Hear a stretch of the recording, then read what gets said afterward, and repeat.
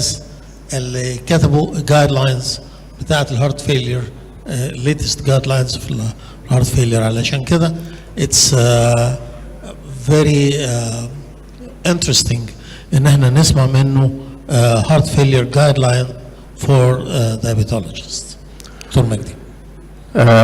Good afternoon, everyone. Thank you so much, Professor Nasser Taha, for the kind introduction. First of all, I'd like to thank Professor Ines Shaltut for the kind invitation to participate in this prestigious meeting.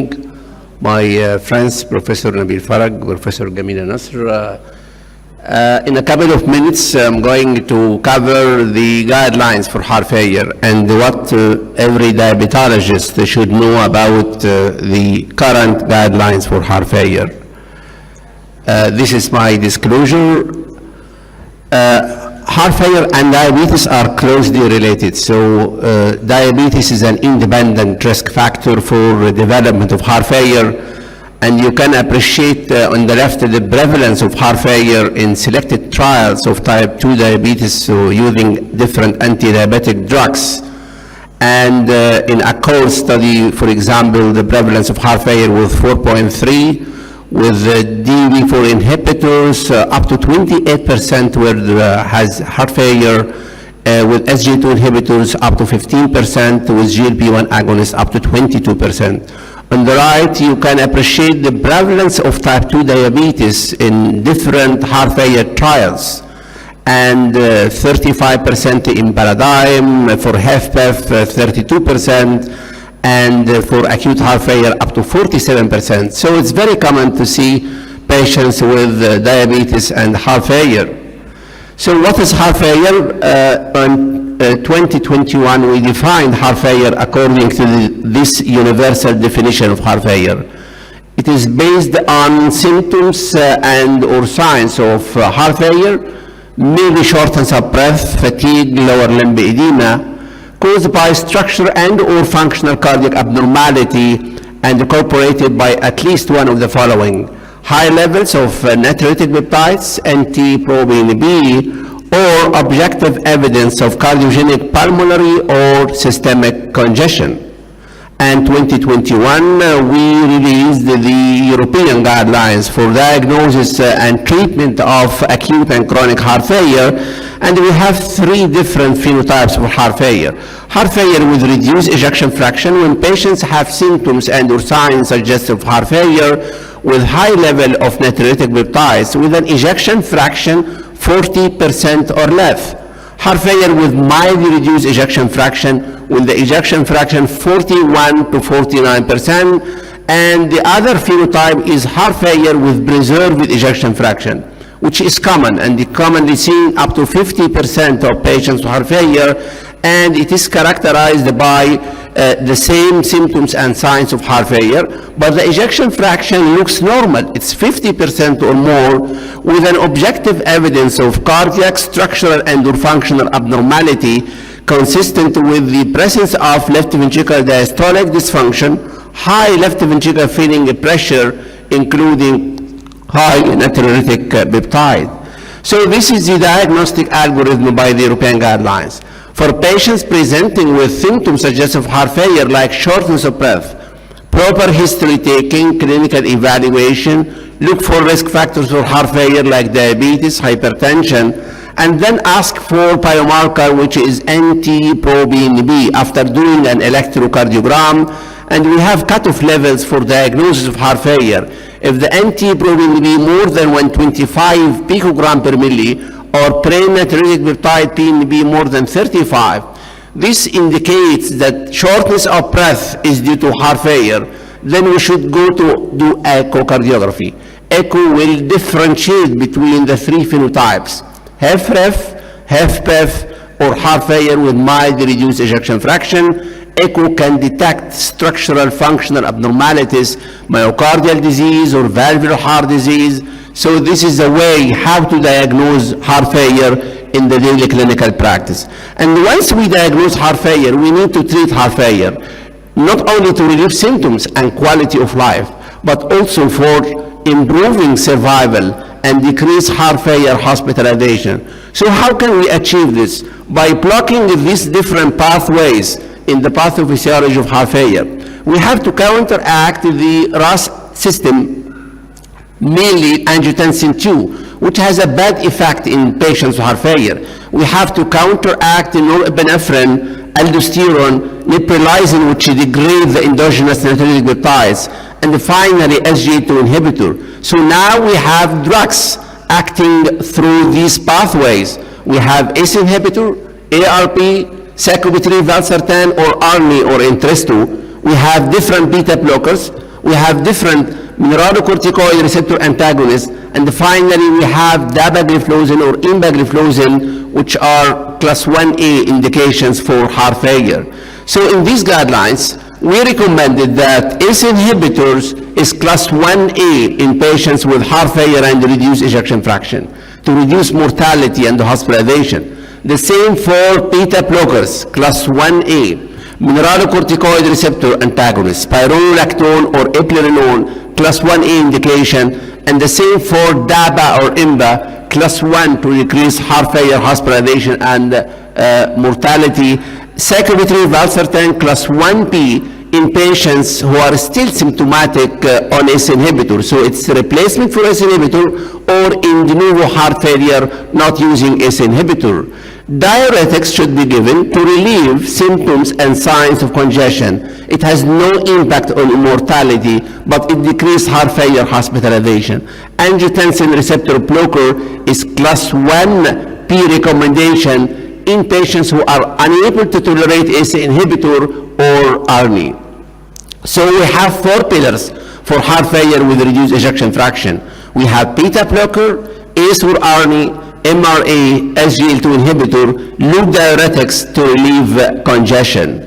Other drugs, we have drugs like ivabradine, which is an IF current inhibitor acting at the SE node to decrease depolarization of the SE node to slow the heart rate, because high heart rate is deleterious in patients with heart failure.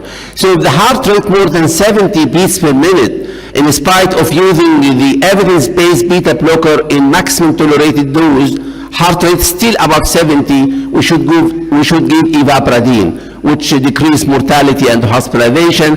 Class 2A recommendation in patients who are unable to tolerate beta blocker or have contraindication for beta blocker, ivabradine is class 2A recommendation.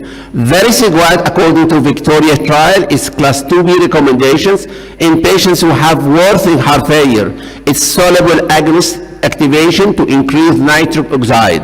Hydrolazine isorbide dinitrate combination, class 2A in plaque patients with heart failure, ejection fraction less than 35%. NIHA class 3 to 4, despite treatment with ACE inhibitor or ARNI, beta blocker, and MRA to decrease mortality and hospitalization. Also, it's class 2B in patients who cannot tolerate ACE inhibitor, ARP, or ARNI. Any patients with heart failure should be screened for iron deficiency anemia, which is commonly seen up to 50% of those patients. And it can be diagnosed based on serum ferritin less than 100 nanogram per milli or ferritin 100 to 299 with transferrin saturation less than 20%, because we have the evidence that intravenous ferricarboxymaltose can correct iron deficiency and class 2A indication to decrease hospitalization for heart failure. So this algorithm or chart indicating how should we treat heart failure patients. All patients should be given heart failure with reduced ejection fraction, the 4 pillars, ACE inhibitor or ARNI, beta blocker, MRA, DABA or IMBA diuretics. For patients who have electrical and or mechanical dyssynchrony with an ejection fraction less than 35%, implantation of cardiac resynchronization, CRT, is indicated to decrease mortality, hospitalization, and improve symptoms and quality of life. Prevention of sudden cardiac death is mandatory in patients with an ejection fraction less than 35%, treated for at least 3 months of guideline-directed medical therapy, especially in patients of heart failure with ischemic etiology. It's class 1A to implant an ICD to prevent sudden death. For heart rate more than 70, don't forget to use ivabradine. Another table summarize the management of different heart failure. We should look for correctable causes for heart failure, like aortic stenosis, for example, which should be subjected to aortic valve replacement, either percutaneously or surgically. Secondary mitral regurgitation, which is commonly seen in heart failure, should be corrected percutaneously by transcatheter edge-to-edge repair. So we have different approaches which should be tackled as long as it is a reversible cause for heart failure. So how to give the drugs? In the past, we were giving the drugs sequentially, starting with ACE inhibitor, titration, then add beta blocker, then add MRA, replacing ACE with sacubitril valsartan, finally to add SGLT inhibitor. But this can take up to 6 months, which expose patients to mortality and hospitalization. Nowadays, we should give rapid sequencing, even small doses of each drug to achieve complete guideline-directed medical therapy within 4 weeks. For example, starting with beta blocker SGLT2 inhibitor, then add ARNI, and finally MRA. This is important to decrease mortality. So patient profile is very important. Which drug to start with? It depends on the patient profile. And the patient profile is based on heart rate, blood pressure, serum creatinine, serum potassium, sinus rhythm or atrial fibrillation. And you can appreciate that SGLT inhibitor is a cornerstone in every phenotype of patients with heart failure, because SGLT inhibitor has no impact on heart rate, blood pressure. It's indicated as long as the estimated GFR more than 20 for INBA, more than 25 for dapagliflozin. And this is the different phenotypes of patients with heart failure and how to give the combination. For heart failure with mildly reduced ejection fraction, diuretics to relieve congestion, DABA or INBA is class 1 recommendation, ACE/ARNI ARB class 2B, MRA class 2B, beta blocker class 2B. For heart failure with preserved ejection fraction, diuretics for congestion, DABA or INBA, and we should treat the etiology, cardiovascular and non-cardiovascular comorbidity. This is an interesting slide, shows how the drugs given to patients with heart failure work successively across the different ejection fractions. Look for ACE and the ARB, it decreases hospitalization and mortality, beta blocker the same, ARNI the same, MRA the same, SGLT inhibitor decrease hospitalization, and the action of SGLT inhibitor start quickly within 12 or 18 days after initiation to decrease hospitalization and decrease worsening of heart failure, and the diuretics relieve congestion. So for any patients presenting to the diabetologist with symptoms and signs of heart failure like shortness of breath, orthopnea, paroxysmal nocturnal dyspnea, reduced exercise tolerance, high level of NT-proBNP, you should start SGLT inhibitor because it works across the different ejection fraction, reduced, preserved, mildly reduced ejection fraction, initiate loop diuretics to relieve congestion, do echocardiography to differentiate between the 3 phenotypes and treat according to the phenotype of the ejection fraction. Don't forget to treat comorbidities which are common in heart failure. Don't forget to screen for iron deficiency in patients with heart failure, which can be corrected. Thank you for your attention.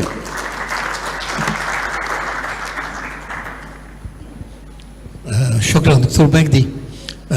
an interesting lecture في الحقيقة. طب هل في peculiarity للعيانين الديابيتكس في المانجمنت بتاعهم واحنا بنعالجهم من هفرف من هارت فيلير with reduced ejection fraction؟ بمعنى هل السيكونس اوف دراج اللي احنا بنحطه ممكن يبقى مختلف؟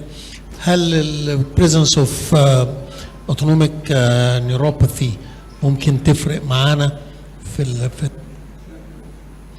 يعني هل في peculiarities للعيانين اللي عندهم دايابيتس عن النون دايابيتكس في المانجمنت؟ Treatment of heart failure, it is the same in diabetics and non-diabetics. So once we have patients have symptoms suggestive of heart failure with high level of NT-proBNP, even before doing echocardiography, SGLT2 inhibitors, one of the cornerstone, because it works well in heart failure with reduced, preserved, mild reduced, so it is class 1A, which should be given even in the first visit, once you have evidence of heart failure.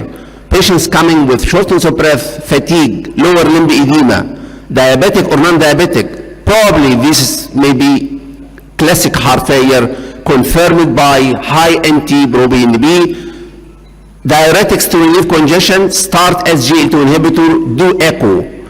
If it is reduced ejection fraction, we have to give the other three pillars, ARNI or ACE inhibitor, beta blocker, MRA. Small doses of each drug can be given, and every 2 weeks we'll start titration to achieve a maximum tolerated doses within 4 weeks. So starting earlier to give the 4 pillars is very important. Even small doses of each drug, guided by clinical examination, heart rate, blood pressure, serum creatinine, serum potassium. This is the way which should be diabetics and non-diabetics.